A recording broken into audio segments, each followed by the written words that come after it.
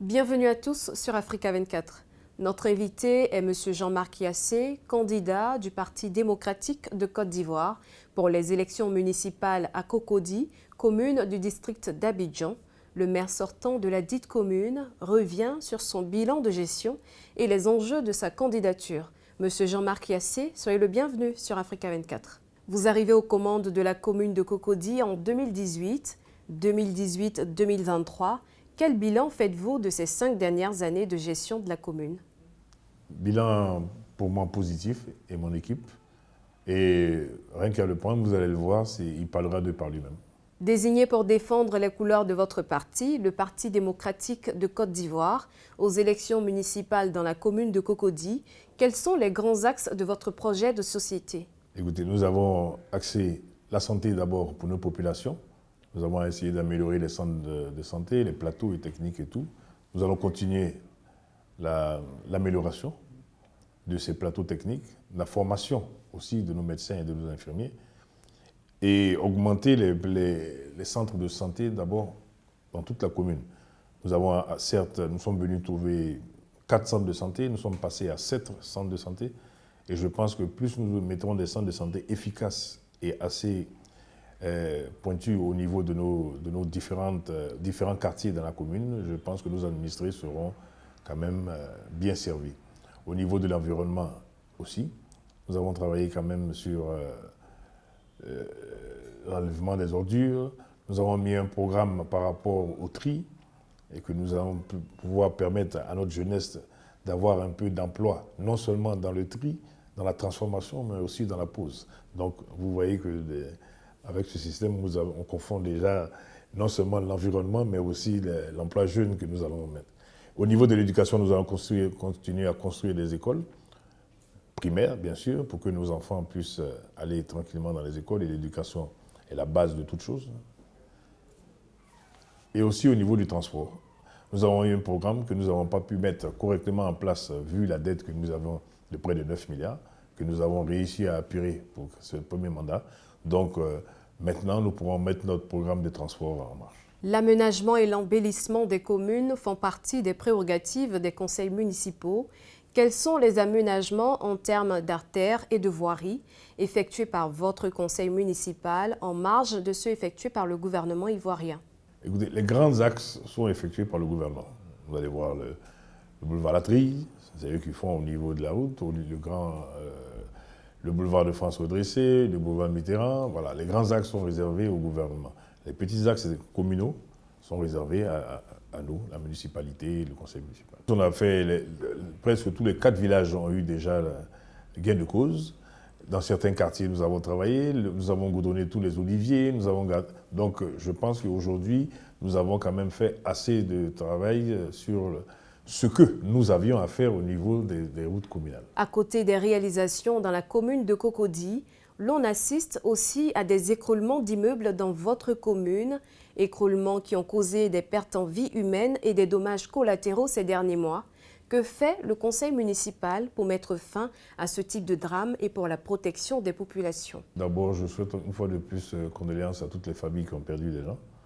Mais malheureusement, ces différents immeubles qui se sont écroulés ne sont pas de la commune. Parce que la commune a ses responsabilités jusqu'à 3 niveaux. C'est-à-dire que nous donnons nos autorisations, les maisons basses et les maisons jusqu'aux 3 étages. Et malheureusement pour nous, je vous dis que ce n'est pas de notre ressort, tous les immeubles qui sont écoulés sont au-dessus des 3 étages, d'où de la responsabilité de l'État. Donc ce ne sont pas nous qui attribuons ces permis et nous avons eu à discuter énormément. Mais malgré ça, nous avons fait une collaboration avec l'État et aujourd'hui avec le ministère de la Construction, nous travaillons en bonne et étroite collaboration, pour vérifier les permis, d'abord s'ils sont en règle, et on a imposé à tout constructeur de pouvoir avoir un cabinet d'audit ou un cabinet pour pouvoir réguler et voir si les travaux sont faits correctement. Parce que nous ne voulons plus de morts au niveau de la commune. Voilà. Dans le cadre du financement des projets et de l'insertion professionnelle des jeunes dans la commune, pour bénéficier d'un fonds d'accompagnement mis en place, il faut être âgé de 18 à 35 ans. Que prévoyez-vous pour l'inclusion économique des personnes de plus de 35 ans? Mais quand vous dites, c'est bien vrai qu'on a mis de 18 à 35 ans, c'est la jeunesse, ça c'est sûr. Il y a aussi la PFS, c'est-à-dire que le truc d'emploi jeune avec le gouvernement. Mais en plus de la jeunesse, nous avons mis un fonds pour les jeunes, pour les femmes, pardon. Sur ce fonds, il n'y a pas d'âge. Donc les femmes doivent être pesées, et comme on sait que pour nous, l'économie repose en grande majorité sur nos femmes, sur nos épouses, ben, nous avons accès dessus, nous avons mis un fonds qui accompagne ces dames pour pouvoir réaliser leurs différents projets. Mais on ne se limite pas à 35 ans juste. Lorsqu'on voit qu'un projet est quand même bon par rapport à la jeunesse, on peut les faire accompagner par un cabinet que nous avons mis en place et qui permet de réaliser ces différents projets. Et aussi, la mairie, bon, on n'est pas habilité à financer tous les projets, parce que nous n'avons pas les moyens de financer tous les projets, mais nous pouvons accompagner un opérateur, par exemple, et s'insérer. La commune de Cocody enregistre le plus de plaintes pour nuisances sonores, soit 1228 plaintes, selon le ministère ivoirien de l'hydraulique, de l'assainissement et de la salubrité. Qu'est-ce qui est fait pour lutter efficacement contre les nuisances sonores et autres atteintes au cadre de vie des populations? Merci. Les nuisances sonores, vous me permettez en plus de relancer et de dire aux uns aux autres que vraiment le droit des uns s'arrête tout commence celui des autres. Les gens exagèrent et effectivement nous avons mis en place, à cause de ces nuisances sonores, une brigade actuellement. Nous sommes en train d'acheter un équipement pour pouvoir tester les différents décibels, pour pouvoir régler et réguler les personnes.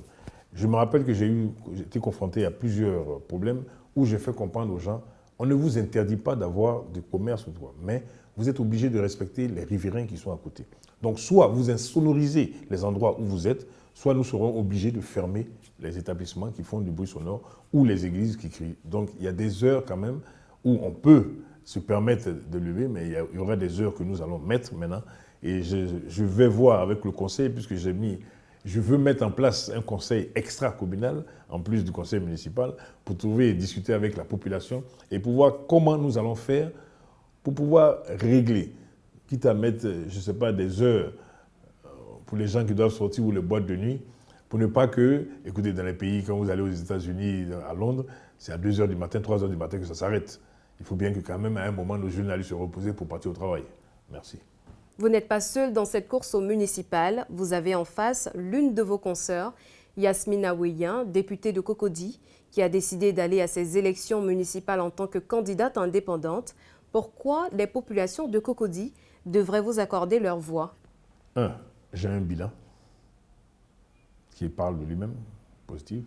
2. Je suis le seul et unique candidat du PDCI-RDA, que les gens ne veulent ou ne veulent pas, mais c'est la vérité. Et de 3, mais ils savent ce que j'ai fait et j'ai fait mes preuves d'abord, au niveau national, au niveau international. Donc bon, pour moi, je pense que j'ai un travail à faire. Ce que nous avons, mon équipe et moi à faire, nous ne l'avons pas terminé totalement. Donc nous sommes prêts à continuer ce que nous avons commencé.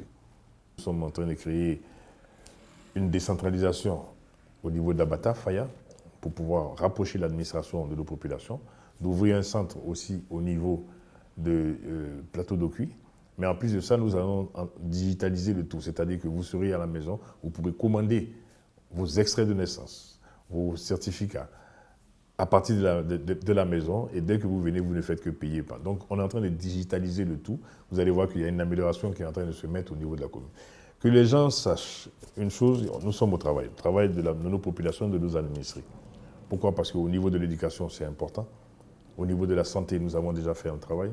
Au niveau du transport, nous sommes en train de nous mettre au pied d'œuvre et nous demander à l'État de nous accompagner dans la fluidité au niveau du transport. Et que merci de nous permettre de dire que c'est vrai, c'est des élections. Mais les élections, ce n'est pas la guerre, c'est la démocratie. Il faut que les uns et les autres comprennent. Nous avons signé une charte de bonne conduite au niveau de la médiature. Je souhaite que les uns et les autres le respectent. Nous sommes des Ivoiriens, nous sommes là pour le bien des Ivoiriens, nous sommes là pour le bien de nos différents administrés de la commune, que la cohésion et que le Seigneur fasse que nous puissions avoir des élections apaisées. Monsieur Jean-Marc Yassé, merci d'avoir été l'invité d'Africa 24. Merci à toutes et à tous d'avoir suivi cette édition de décryptage. Retrouvez l'intégralité de nos programmes sur Africa 24 et africa24tv.com.